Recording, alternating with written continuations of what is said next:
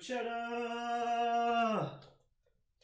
I was just talking to my cousin about oatmeal cookies, and we were saying, let me guess, oatmeal cookies without the raisins? Sorry to waste your time. Wait. Why haven't I done this before? Let's do it. Oatmeal chocolate chip cookies. Before starting, if possible, bring your eggs and butter up to room temperature to make mixing them into the cookie dough a lot easier. I did not do this, and especially since I did not have a stand or hand mixer, making these cookies turned into an upper body workout. Next, preheat your oven to 350 degrees Fahrenheit. In a medium-sized bowl, whisk together 1.5 cups of all-purpose flour, leveled off, 1 teaspoon of cinnamon, 1 teaspoon of baking soda, 1/2 teaspoon to 3/4 teaspoon of salt, and set aside. Now for the wet ingredients, place 16 tablespoons, or about 2 sticks of unsalted butter, in a bigger bowl. If you forgot to bring the butter up to room temperature, you can do what I did, which was cut the butter up into smaller pieces and place the bowl in the preheated oven for about 2 minutes until it has softened quite a bit but not completely melted. Next, with whatever mixing device you have, stand, hand, or if you opted for a workout, your arm mixer, with a trusty fork, make the butter nice and smooth. I wish any recipe that recommends a standard hand mixer will just have that across just the top of the web page in just big bold letters, because it wasn't necessary for this, but dang would have made it a whole lot easier. My arm doesn't have a high-speed function unless speed.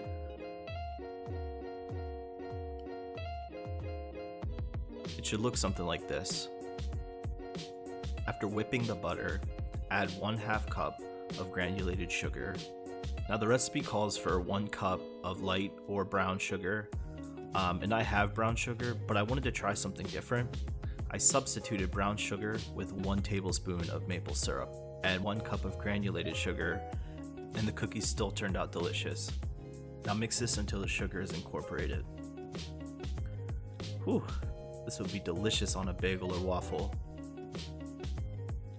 If you do have a stand or hand mixer, I'll have the directions for those in the description below.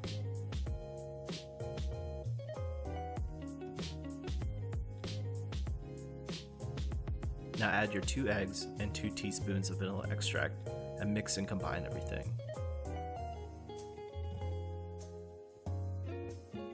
The end product should look something like this.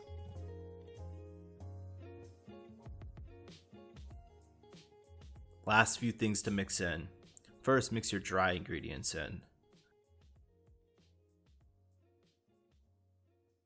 After incorporating your dry ingredients, add 1 3/4 cups of semi-sweet chocolate chips and fold in 3 cups of rolled oats.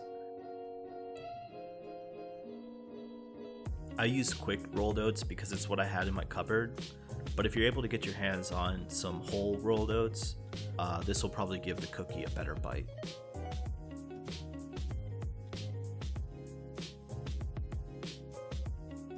The dough should be thick and sticky. Finally, cover and place in the fridge for at least 30 minutes. This will allow the fat in the cookies to chill and firm up, which will prevent your cookies from spreading too thin when baking.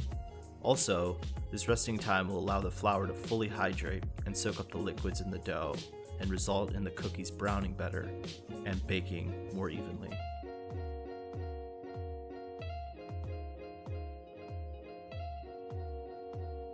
While the cookie dough is chilling out in the fridge, I wanted to share something that I've been forgetting to do in my past cooking videos. My girlfriend slash soulmate got me this really cute glass teapot, and I've been wanting to end my videos with making a cup of tea or having a cup of tea with my food, but if I'm being honest, I ended up dropping a mason jar on it and I shattered the back of it. So this is the second one, and it finally came in. The tea that it comes with is this really cool blooming tea. So as it steeps in the water, the tea comes apart and blooms. I apologize if it's hard to see. I'll definitely fix that in future videos.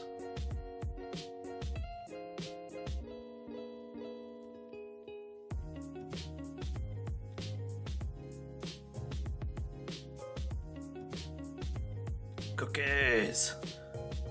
After letting the cookie dough rest in the fridge, on a baking sheet with parchment paper, baking mat, or cooking spray, using an ice cream scoop or large spoon, and with a tablespoon measuring spoon, make about 3 tablespoon size scoops and place the balls on the baking sheet about 4 to 5 inches apart.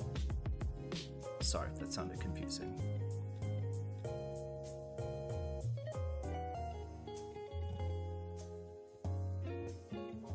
Depending on how long the cookie dough rests in the fridge, you're going to want to bake the cookies for about 14 to 18 minutes.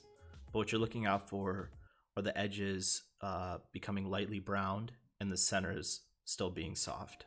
Sizzle break?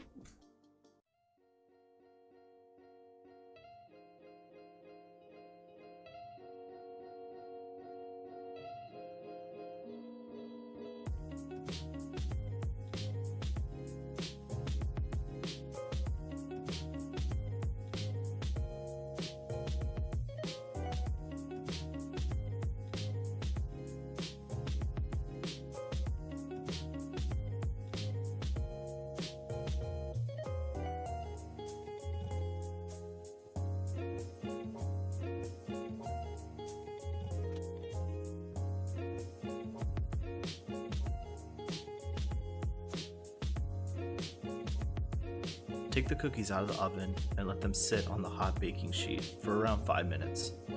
Then transfer the cookies off the baking sheet to cool or consume. The cookies had this really nice crispy exterior with that still nice chewy interior. And the cinnamon and chocolate just paired really well with the oats. And I love having milk with my cookies. I'm just gonna cookie.